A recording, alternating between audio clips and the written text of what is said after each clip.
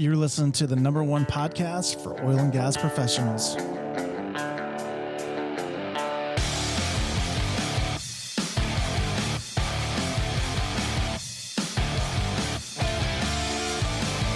Ready, D? Ready.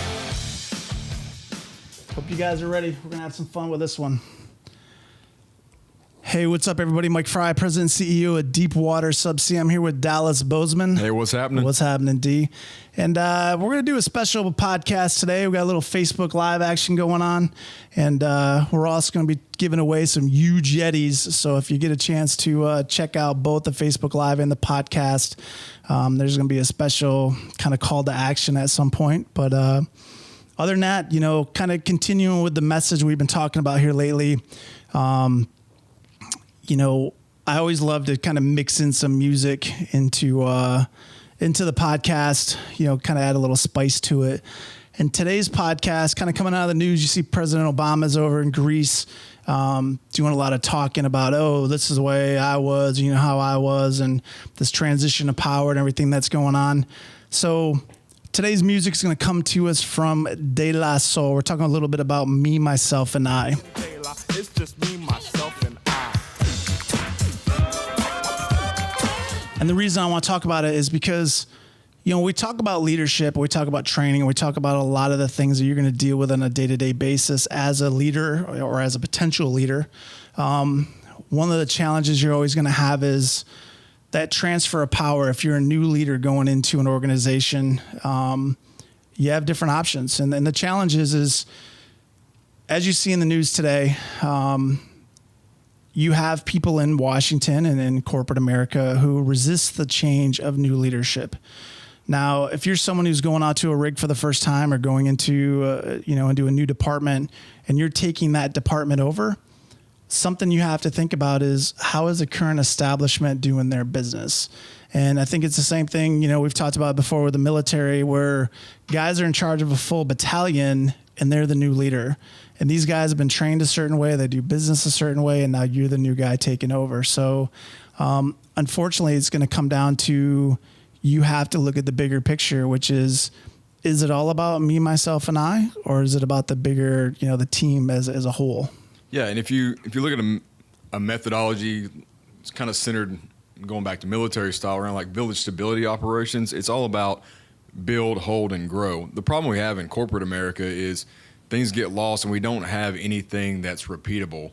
The processes that come in, it lacks standardization from the leadership point. So when it's time for a transition of power and somebody else to step in, it starts becoming very much about that person's leadership style rather than, what exactly the standard operating procedures are or what's been established previously. So if somebody new is coming in and the guy who was there before him did things his way but didn't leave anyone behind that knew the process or any documentation behind for that process, now we're kind of going off the old methodology, the same status quo, this is the way it's always been done, and it's much harder transition for the guy coming in to take over because he's really got nothing to work off of. And maybe the guy coming in, you've been there for a while, it's been working for a while. The guy coming in just wants to shake things up, wants to make a change. It's kind of that same thing. Nothing's established there. We don't have a standard operating procedure. So the guy coming in is going to bring in, he's going to bring in the people that make him comfortable. You see this a lot with the corporate changes that are happening right now with companies kind of realigning, partnering, going different places, some moving back overseas. What they're doing is they're bringing in the people that they've known that make them feel comfortable, restructuring, reshaping, and it's going to make some serious changes as how leadership is done and how personnel are handled. Yeah, I think that's a big challenge. When I first got my first senior subsea job in the oil and gas industry, I showed up on a rig who had a team that kind of been established for quite a while. The senior supervisor, someone who I still have the utmost respect for today, what was interesting is I could have came on board and said, hey, look, this is how we're going to do it on my hitch. I had come off a rig where it was one senior subsea did it one way, the other senior subsea did it, a different way. When I'm here, you do it this way. And when he's here, you can do it however you want.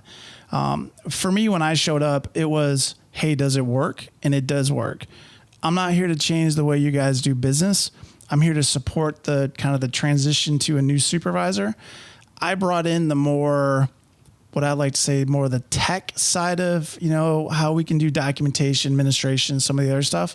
But the hands-on work, the way business was done, there was nothing that could have really been changed.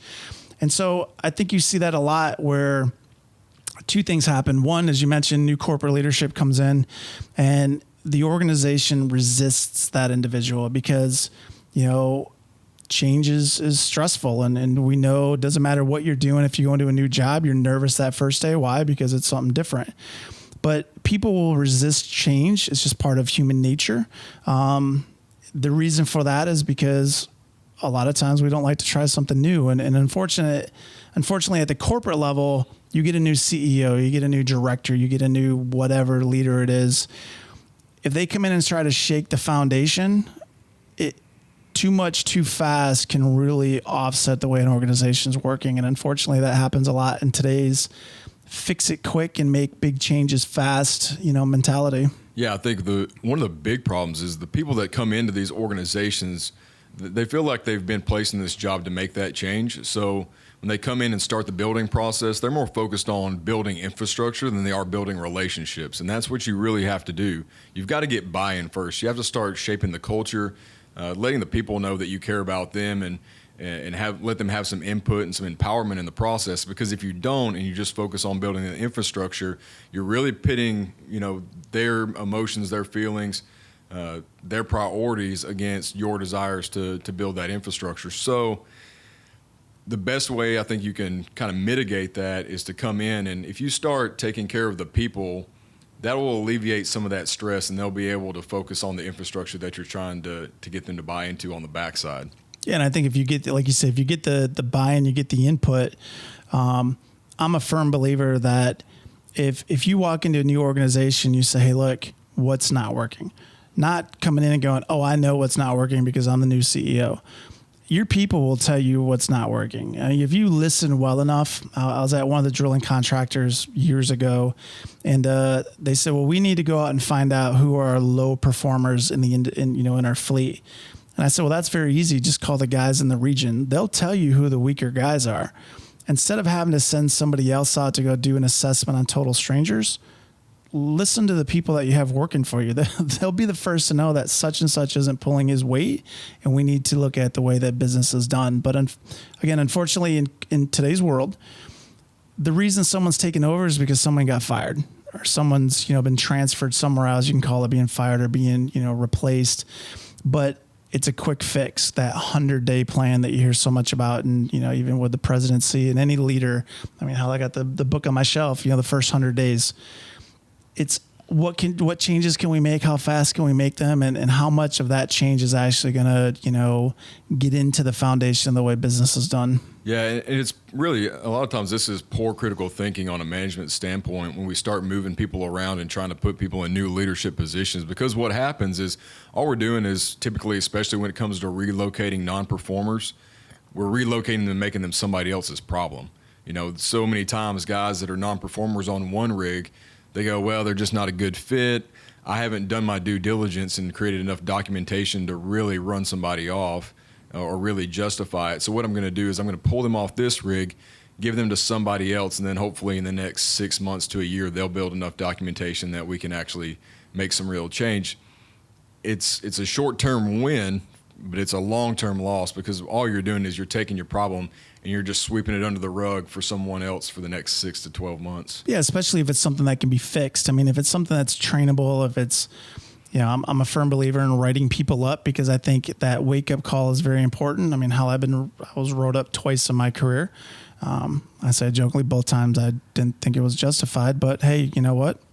It was what it was. I signed it and we moved on from it. But it's that wake-up call, and I think too many times in the industry, like you said, instead of moving it, we just cut them loose. And then you think about how much knowledge and how much time and experience has been lost having to replace that with someone who's never done the job before, never worked on that rig. Yeah, a lot of it's perceived. We look at it and we say this person's the problem. It's probably not the person. You need to look and see how that person is working inside of a process, because you'll often find that it's more than just an individual that's not complying. There's probably somewhere in there that's written where, maybe work is being done in a way that it's not supported in the procedures. So the procedures are written poorly. We've gotten documentation that's become too cumbersome. Maybe JSAs and safety requirements are all written poorly. So we have to back up a little bit and figure out why things are really happening. But because oftentimes we're in such a hurry, we don't take the time to go through the questioning piece and really do the critical thinking aspect, the 5 whys, get to the root of it and figuring out, hey, why is this really happening in the organization and what can we do to prevent it? Yeah, and I think going back to that just real quick, if you are a new supervisor and talking to the Facebook Live people, I mean, if you're a new supervisor going into an organization, I think it's very important to take your time to truly see the big picture, because a lot of times you're going to be brought in and someone's going to give you their opinion of, hey, you're being put in this position because, Dallas wasn't doing his job and this and this and this wasn't taking place. And you're going to walk in with a preconceived notion of what the problem is as well as the fixes. And not that you're being set up, but you might accidentally be set up unintentionally because you're going to drive in one direction and you're going to miss what's truly the issue, and it could be sitting right in front of you. So I think it's something that if you are a new supervisor going into a position, take your time and really observe what's going on, because if you're good at your job, you'll be able to figure it out pretty quick. Yeah, and I think if you're really focused on building those relationships, the guys that you're going to be partnering up with and coming on board, they'll tell you what the issue's been a lot of times. And because you're coming in kind of non-biased without outside view, you could make a lot of progress really quick just by sitting back and taking that tactical pause and saying, hey, let me sit back, figure out what's really happening before I start making decisions, figure out what these guys have to say, get their buy-in, and then from that point on, start making a logical plan to move forward. No, I agree. So just real quick, we're going to jump over to Facebook Live here a second, and we're going to give away a couple of these huge Yetis, these 30 ounces. So if you're on Facebook Live, I'm going to give you some instructions here real quick, and then I'm going to jump back and we're going to go into phase 2 of me, myself, and I. So hey, just real quick, if you're Facebook Live and you're paying attention and you want one of these 30-ounce Yetis, what I need you to do in the comments section below is just drop me a quick request saying, hey, Mike, hashtag Yeti Christmas. Please send me one of those Yetis. And for the first 2 people that drop a comment in the box, we'll get in touch with you, and then we'll get one of these in the mail coming your direction. So we appreciate you being on board and taking a listen. And for that, we're going to send you some of these deep water subsea Yetis your way. So, all right, part 2, back to the me, myself, and I. It's not always a leadership issue. Sometimes you might be that number 2 guy or that number 3 guy, and a new leader is going to come into play, and you might have to think about me, myself, and I. And it might require you to actually quit or request a transfer for you to regain that stability that you need in your career or that career advancement that you're looking for. Yeah, absolutely. There's going to be instances where, because of the team that's brought in above you, it may stunt your growth or your progression through a company. So you have a couple options. If you want to stay within that company, you've been there for a while, you have great benefits, there's a lot of things going on, then possibly look for that lateral transfer. Can I move into a different department? Can I shift outside my focus a little bit, kind of keep the same level and then progress up another direction? If not, maybe you need to downshift. You actually need to take a lower position, in a different department to try to progress and move forward.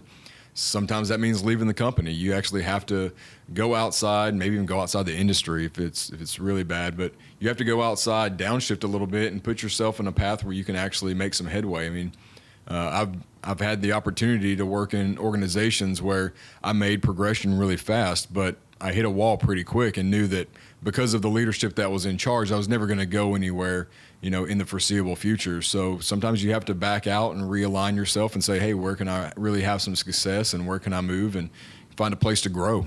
Yeah, I think, today's market's a lot more challenging because you're in a downturn. So you don't have it like it was a couple of years ago where it's like, look, I don't want to be here. I quit. I'm going to go somewhere else. And there are opportunities beating your door down. Now it's the opposite. That supply and demand is definitely in the other direction. But, for me, just give you a quick example of myself. So I was on the rigs working in Brazil. I wanted to move into technical field support. And I was told by the drilling contractor, you could go into technical field support, but you were going to go to India. And I was like, I'm not going to go to India. You know, I had a wife and three, I say small kids, you know, middle school age, wasn't going to work. And so I said, well, what else do you have? Well, we have Singapore. Yeah, I'm still thinking that's not going to work. Well, those are your options. And so I was like, okay, actually it's not, but there's other options out there. So I ended up quitting. I went to another another company, which helped me progress in my career. And the ironic thing is, after a few months, that drilling contractor called me back and said, well, where are you? And I said, well, I'm over here at Company X. And they said, no, we have a position for you over here in Houston. So in a 6-month kind of time span, I went from working on a rig in Brazil, wanting to come to Houston to work into field support. I had to quit only to be rehired by that same drilling contractor to get the job I originally wanted. A couple of years go by, I move up, I'm in corporate. I want to move up into a director's role. And at that time, you know, I was told that promotion would not be something that was going to be available. And another drilling contractor came along and said, hey, we have a subsea manager's position if you'd be interested. Absolutely. So quitting to move up, or even laterally, temporarily to move up, I think is something that a lot of people don't really understand the value of. It's okay, like you said, even if you got to go back a little bit, to move back up. But this is where me, myself, and I has to come into play, is because you might have to make that sacrifice of the tenure you have with a company to be able to progress further in your career. Yeah, and one thing unique that's come out of this downturn is some of the guys that we've seen and come across that have taken it as an opportunity to redefine themselves. They've gotten out of oil and gas and they became entrepreneurs. They know they started their own small businesses and started progressing in things that they enjoy doing. And now when the market looks like it may get ready to start taking a turn and start coming back, you reach out to them and say, hey, are you interested in going back to work? And they're like, no, I'm really enjoying being at home every night with the family, and I'm doing good, and I'm happy in what I do. And, you know, sometimes that's it. Sometimes you move out and you start chasing after something that you've always wanted to do, and now you had a good excuse and a good opportunity to take part in it. And because of that, I mean, some people have really found some real job satisfaction in what they do because of that. You know, I know guys who have been military and oil and gas, and they were used to that rotation, you know, whether it's 2 and 2, 3 and 3, month into month, you know, 28 and 28. And then, like you said, they get laid off, they go home, they start their own side hustle. And the next thing you know, they're going home every night. Now, don't get me wrong, the money's not the same, but that quality of life that they have to be able to have dinner with their family every night sometimes is much more valuable than actually money itself.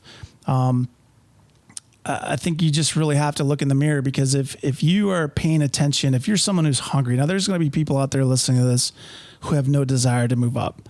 I'm happy making what I'm happy. I'm content that I have a job. I just don't want to rock the boat. Then don't worry about it. They'll keep bringing people above you, and you'll keep getting your paycheck. You're a first and 15th type of person, as I like to say. And there's nothing wrong with that. You're providing a good service to your company. But for the people who are hungry and they're like, you know, what is that next step in the rung? What is that next position? It's not about cash. It's about career development. Sometimes you might just have to look in the mirror and go, if I'm number 2 to Dallas and Dallas is new in that position, you see it a lot with like senior executives. I'm going to be the next CEO. Well, guess what? CEO's fired, new CEO comes in. I'm not going to be the CEO of Company X when someone brand new just showed up. I'm looking at years down the road for that opportunity. But if a company down the street says, hey, we want you to be our new CEO, you see these COOs jumping all the time, or these senior vice presidents. Loyalty to the company only goes about as far as your loyalty to the company, because when this downturn hit, I know guys that have been with companies for 10, 15, 20, 25, 30 years. And the next thing you know, that cart is stopping at their door saying it's time for you to go home. So for people who go, I'll never leave, your company will leave you in a heartbeat. The thing is, you need to look in the mirror and go, how important is my career development versus the risk of going out and finding something new? And like Dallas said, it could be starting your own business. I mean, I started Deepwater Subsea right as the worst downturn in my generation was starting. Never even thought about the downturn. I just knew that I wanted to start a company that was different from everybody else, that provided a service to the industry different from everybody else. And I wasn't going to let a downturn slow us down. And that hunger and that drive is alive, every day that we come to the office, for 2 years straight. But it didn't start 2 years ago. It started 18 years ago when I got into oil and gas and said, I want to be part of the best organization there can be. And whether it's a Transocean or Vantage Drilling or Deepwater Subsea or BP, Shell, it doesn't matter who it is. That drive of me, myself, and I sometimes has to come first and foremost.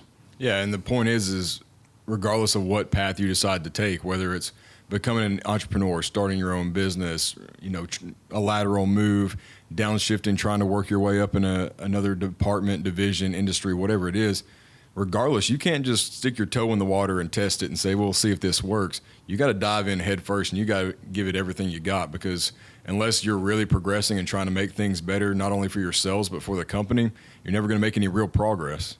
No, I agree. So just real quick, jump back over to Facebook Live here real fast. All right, so check it out. I'm going to give away another 2 of these if you're paying attention. The only way you're going to know is to do it this way. You're going to hashtag I want a 30 in the comment section below. First 2 people, we're going to send this over to you. So as an appreciation for you paying attention, hashtag I want a 30, and you'll get 2 of these coming your way. 2 people, 1 each. So, all right, so just kind of wrapping it up. We're giving away Yetis like crazy. I know, Yeti Christmas. Huge Yetis, Yeti Yetis. Christmas. It's funny because, like I said, it's about the relationship, not the transaction. So for us to be able to give back, it's a Yeti. They're awesome. I mean, I enjoy them. Some people say, "Oh no, I'm gonna have an Arctic." It's like whatever. Yeti is a Yeti. It's like, do you want a Mercedes or do you want a BMW? One is definitely higher up than the other. But so just real quick, kind of wrapping it up. Here we are. We're coming up on 2017. We taught all of this year. I did a daily grind at the end of Q1, and I was like, all right, we're at the end of Q1. Where are you at with your goals and what's your plan for the rest of 2016? Guess what? We're about 6 weeks away from 2017 coming. And there are a lot of people sitting there going, damn, 2016 is already over with. Yeah, you're absolutely right. Because you weren't focused every day on what it took to get you to that next level. So now that we're rolling into 2017, companies, I think, are going to start from discussions that we've been having with different companies, focusing on training and getting their people ready to go. They're starting to see the shift taking place in the industry. A lot of discussions on competency, a lot of discussions on the Bessie rule, a lot of discussions on just various topics. Where are you at in your career? And I think that's something that if you're listening to this podcast, or you're watching the Facebook Live, ask yourself that question. Look in the mirror and go, where am I at? Am I happy where I'm at? Do I want to be somewhere else? And what will it take to get me somewhere else? And only you can answer that question, whether or not you're happy. 1st and 15th, you might be ecstatic. You got a paycheck. I know I've watched multiple neighbors have to move out because they've lost their jobs. But are you truly happy doing what you're doing? Or are you just collecting a check? That, to me, I think is an important question going into 2017. Where are you at today? Where do you want to be? And being satisfied for this challenge is not the right answer. Push yourself to be better. I mean, Dallas and Leslie and the team here, one of the first things I said to Dallas when he hired on board was, I don't want you just to be a performance manager. I want to give you a platform and let you tell your message. Here we are almost 8, 9, 10 months later. And it's like, I push Dallas every day the first time we did a video, the first time we did a podcast. I hated it. But now it's like, you have that platform. You get to talk about your experiences and help others grow, both, spiritually and professionally. So I think it's something that's very important. But look in the mirror, find out what is it today that's making you happy? And are you happy? And if you're not happy, what is it that's not making you happy? And I think if you can identify those things, you're definitely on the right path to moving forward. Absolutely. Cool. So just wrapping it up. We appreciate you guys paying attention as always. Our thanks to the music of De La Soul. for giving us a little me, myself, and I. But the reality is this. Sometimes, they talk about it's not the we, or it's not the me, it's the we. Sometimes it is the me, because if you're not focusing on the me, you're going to have a lot of big issues coming down the road. So thank you to both the podcast listeners and our Facebook Live people. And until the next, be safe, and we'll talk to you real soon.